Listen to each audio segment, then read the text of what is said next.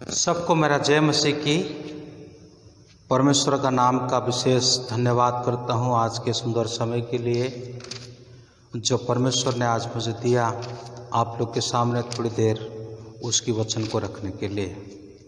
आज के अध्ययन के लिए अगर आपके पास बाइबल है तो मेरे साथ खुले भजन संगीता 121 अध्याय उसके 1 से लेकर के 8वां वचन तक हम उसको पढ़ेंगे और अध्ययन करेंगे।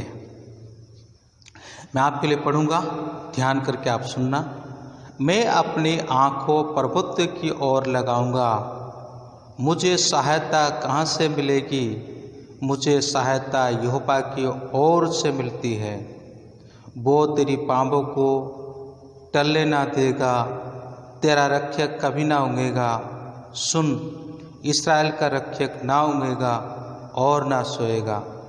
यहोवा तेरा रक्षक है, यहोवा तेरी दैनी और तेरी आड़ है।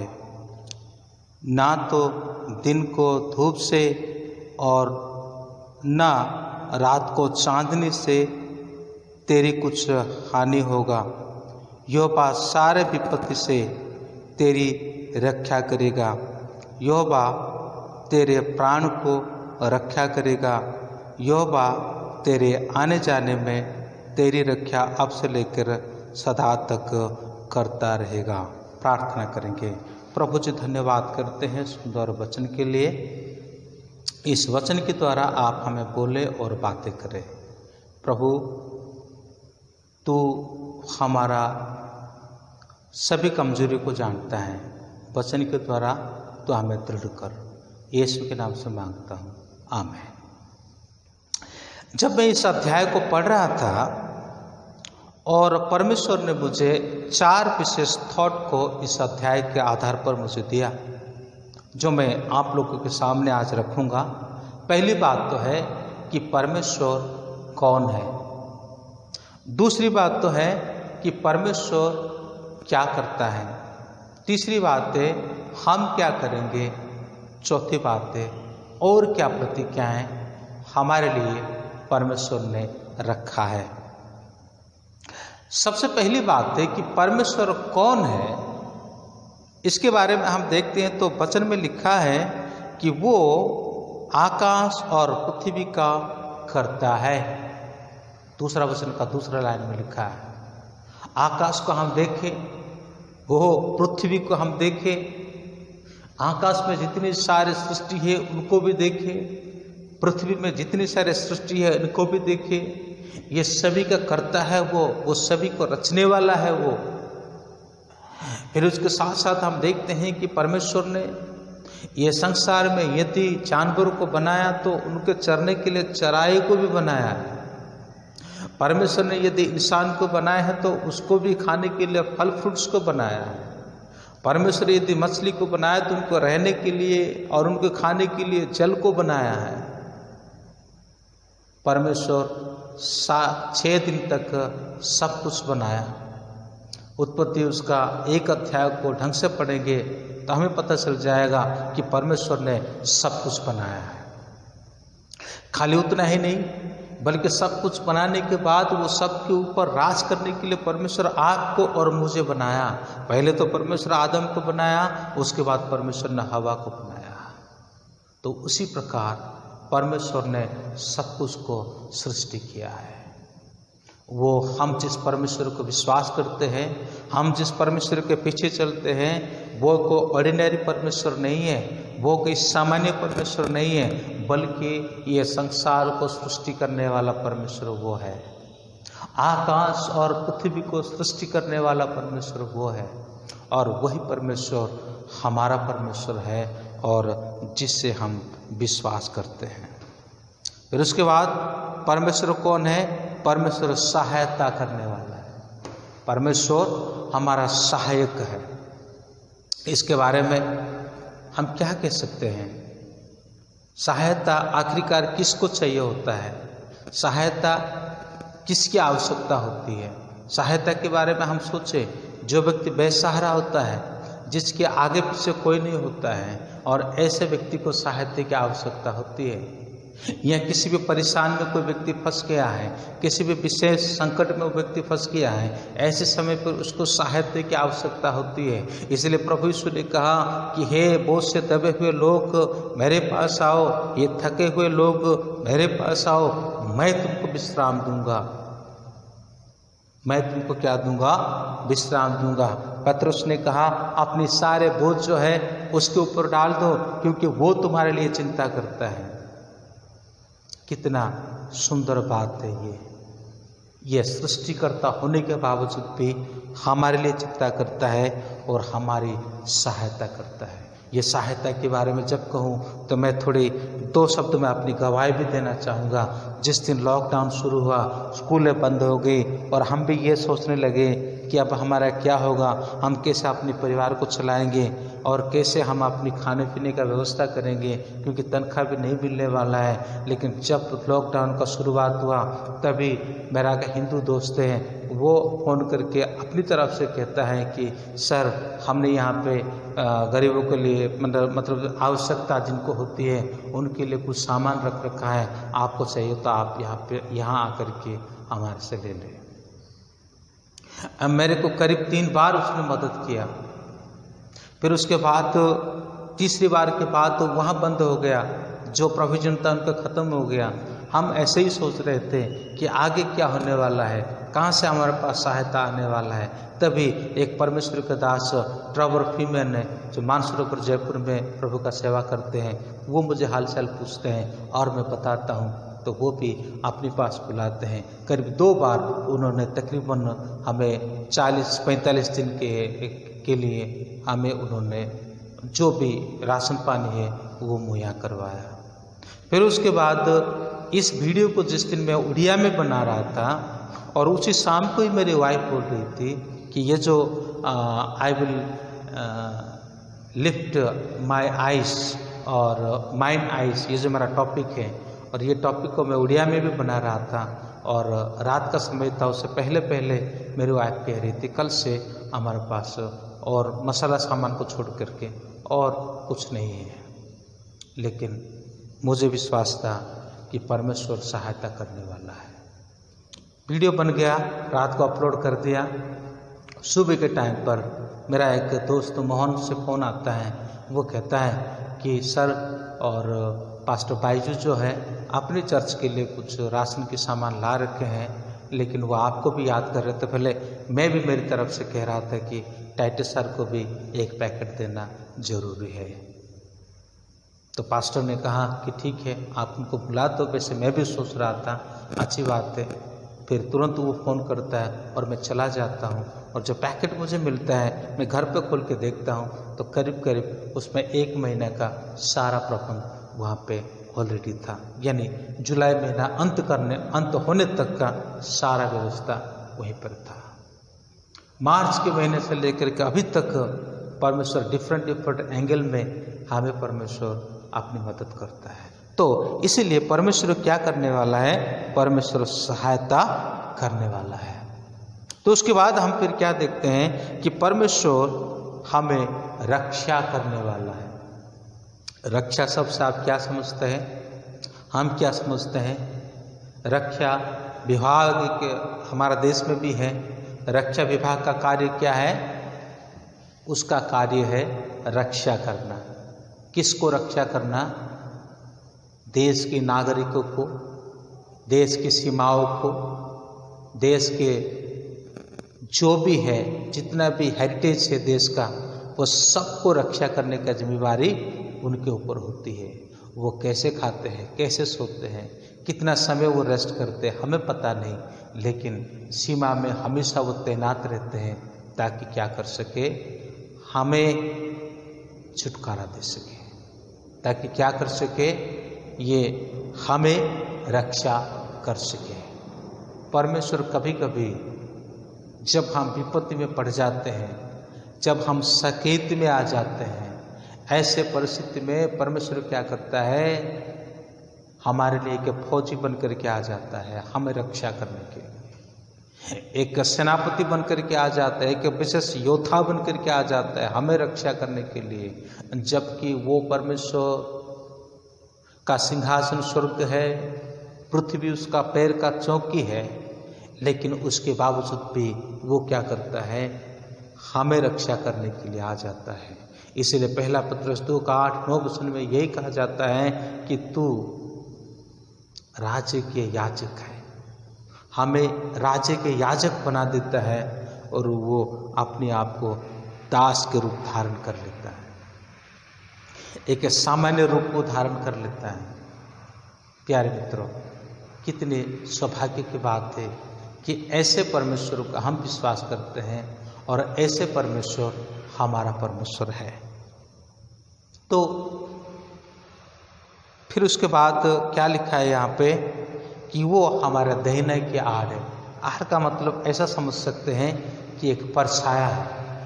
परछाया क्या नहीं करता, परछाया कभी भी नहीं छोड़ता। हम जहाँ भी जाएं वो परछाया हमें फॉलो करता रहेगा। हम जहाँ भी बैठे, जहाँ भी उठे, कुछ भी करें, वो परछाया हमारा पीछे पीछे ही आता रहेगा।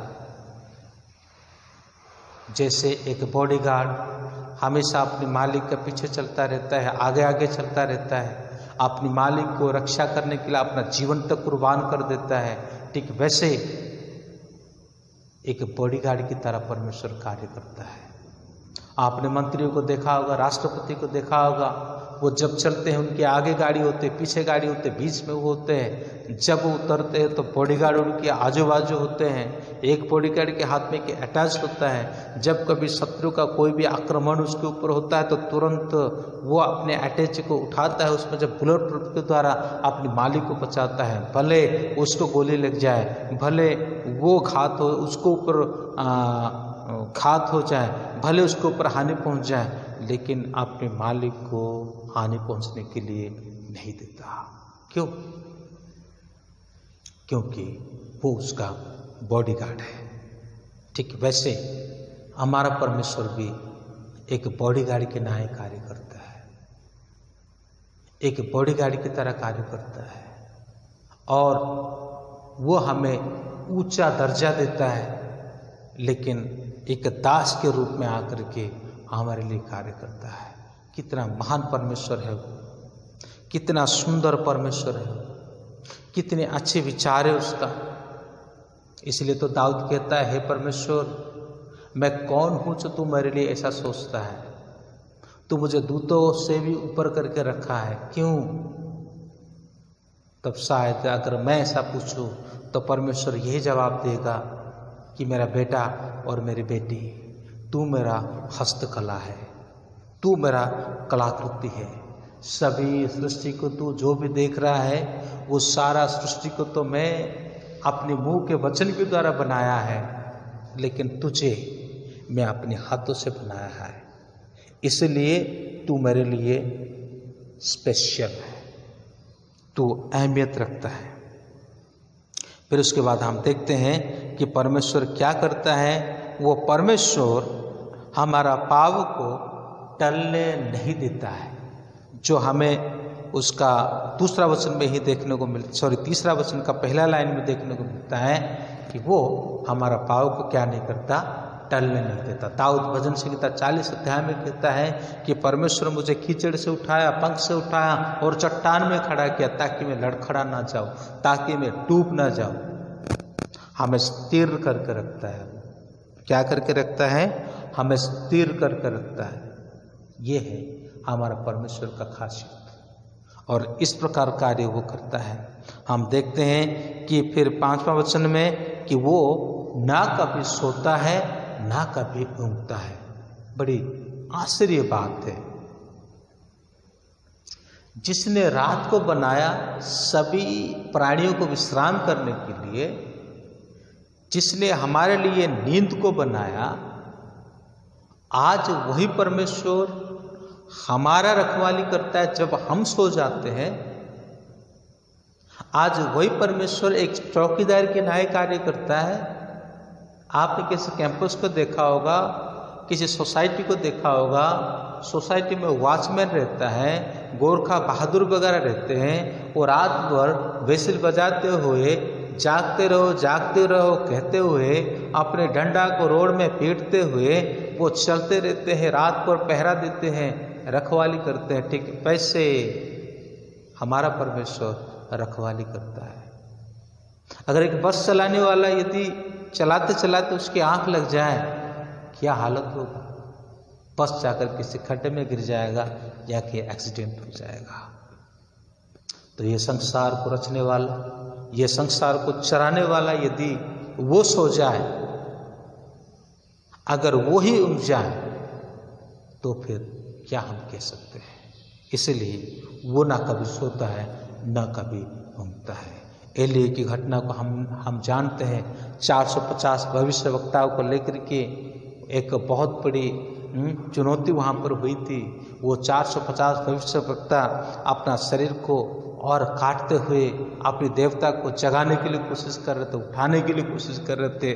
तब परमेश्वर का दास ने कहा, उठाओ उठाओ उसको, क्योंकि वो सो गया होगा, क्योंकि वो तो देवता है। लेकिन हमारा परमेश्वर कभी ना सोता है ना कभी ऊँघता है। ऐसे एक भयंकर परमेश्वर को हम विश्वास करते हैं। तो इसीलिए हम क्या करें? जैसे कि वचन में लिखा है, मैं अपनी आंख पर्वत की ओर लगाऊंगा। पर्वत की ओर लगाने का एक्सपीरियंस अब्राहम के बारे में हम देखते हैं। अब्राहम अपनी दासों को कहता है कि तुम यहीं पे इंतजार करो, मैं और बालक पर्वत के ऊपर जाएंगे और ईश्वर की उपासना करके आराधना करके वापस आएंगे। और उस पहाड़ में ऐसा एक एक्सपीरियंस उसको मिलता है, और उस एक्सपीरियंस के कारण वो उसी पहाड़ में परमेश्वर का एक नाम देता है, यहोवा यिरे, यहोवा जायरे, ऐसा एक नाम वो देता है। मूसा के बारे में देखिए, मूसा भी जब मिद्यान देश में भेड़ बकरी को चरा रहा था, तब परमेश्वर ने उसको उस पहाड़ में दर्शन दिया। मूसा को परमेश्वर सिय्योन पहाड़ में 40 दिन तक उसके साथ बातें करी, व्यवस्था बना करके इस्राएलियों के लिए दिया। जब भी परमेश्वर इस्राएल को मिलने के लिए चाहता था, तब परमेश्वर उनको पहाड़ों की ओर बुलाता था। पहाड़ी एक्सपीरियंस एक अनोखा एक्सपीरियंस है। पहाड़ की ओर देखने का अनुभव एक अनोखा अनुभव है, क्योंकि सारी सहायता वहीं से आती है। पहाड़ को देखने का अर्थ है ऊपर को देखना, स्वर्ग की ओर देखना, ना कि किसी इंसान को देखना, ना कि अपना रिलेटिव को देखना, ना कि अपने आस पड़ोस को देखना, बल्कि उसी को देखना, क्योंकि सहायता उसी की ओर से ही आती है। फिर उसके बाद हम देखते हैं, यदि हम उसकी ओर देखें तो उसका क्या प्रतिक्रिया हमारा जीवन में है। 6 वचन से लेकर के 8 वचन तक में लिखा है। 6 वचन में लिखा है, ना तो दिन को धूप से और ना रात को चांदनी से तेरी कुछ हानि होगी। सनस्ट्रोक के द्वारा तुझे कुछ नहीं होने वाला, उल्का तारा गिरने के द्वारा तुझे कुछ नहीं होने वाला। किसी भी स्थिति में, किसी भी परिस्थिति में तेरा कोई भी हानि नहीं हो सकता। और परमेश्वर के वचन फिर कहता है, यहोवा सारी विपत्ति से तेरी रक्षा करेगा, वो तेरी प्राण की रक्षा करेगा। सारे विपत्ति का मतलब सारे विपत्ति है, आधा अधूरा नहीं है। 40%, 50%, 30%, 80% ऐसा नहीं है, बल्कि 100% सहायता उसका हमारे जीवन में कार्य करता है। फिर लिखा है कि वो तेरा प्राण को क्या करेगा, रक्षा करेगा। उसी दाऊद का ही एग्जाम्पल लेते हैं। दाऊद जब गलियात के सामने जाता है, उसको विश्वास था कि मेरा परमेश्वर, मैं जिस जीवित परमेश्वर को विश्वास करता हूँ, वो मेरा प्राण को रक्षा करेगा। और ऐसा ही हुआ। दाऊद इतना बड़ा पहलवान व्यक्ति था, लेकिन युद्ध में गलियात इतना बड़ा पहलवान व्यक्ति था, लेकिन युद्ध में दाऊद का जय होता है और दाऊद गलियात को मार गिराता है। परमेश्वर उसको बचाता है, क्योंकि वो पहले ही कहा था, मैं जीवित परमेश्वर के नाम से तेरे सामने आता हूँ, मैं उस जीवित परमेश्वर को विश्वास करता हूँ और मुझे विश्वास है वो तेरे हाथ में मुझे समर्पण करेगा। ठीक वैसे ही जब दाऊद का नाम थोड़ा बढ़ने लगा और तभी शाऊल उसके पीछे पड़ गया। शाऊल उसको नाश करने के लिए कोशिश किया, शाऊल उसको विनाश करने के लिए कोशिश किया, लेकिन उसका प्राण कभी किसी ने नहीं ले पाया। अन्य जाति राजा लोग भी कोशिश करे, उसका खुद का बेटा अबशालोम भी कोशिश किया, लेकिन उसका प्राण को हानि होने नहीं दिया। क्या हम याद करेंगे दानियेल की पुस्तक को? दानियेल की पुस्तक में हम देखते हैं शैतान मेशक और अबेदनगो को नबूकदनेस्सर आग में डाल देता है, आग में डाल देता है, लेकिन जलने की बू तक नहीं आई। और उसी नबूकदनेस्सर देखा कि वहाँ पर 3 की जगह पर कोई 4 है। उसी दानियेल को दारियावेश के समय पर जब जहाँ पर शेर रहते हैं, शेर के जो गुफा उसी में डाल देते हैं, लेकिन शेर भी वहाँ पे चुप हो जाते, क्योंकि परमेश्वर हमारा प्राण को बचाता है, वो हमारा प्राण को रक्षा करने में सामर्थ्य है। फिर लिखा है, यहोवा तेरे आने और जाने में तेरी रक्षा अब से लेकर के सदा तक करता रहेगा। 1 दिन के लिए नहीं, 2 दिन के लिए नहीं, 5 दिन के लिए नहीं, 10 दिन के लिए नहीं, बल्कि सदा तक करता रहेगा। जो आज मैंने कहा 4 प्रमुख बात है, परमेश्वर कौन है, परमेश्वर क्या करता है, हम क्या करेंगे और हमारे लिए प्रतिज्ञाएं क्या है, ये सारे बातों को विशेष रूप से आप याद रखें और मेरे लिए भी प्रार्थना करें, ताकि आगे के दिनों में मैं ऐसे ही प्रभु की सेवा में आगे बढ़ूँ। प्रभु हम सभी को आशीषित करें।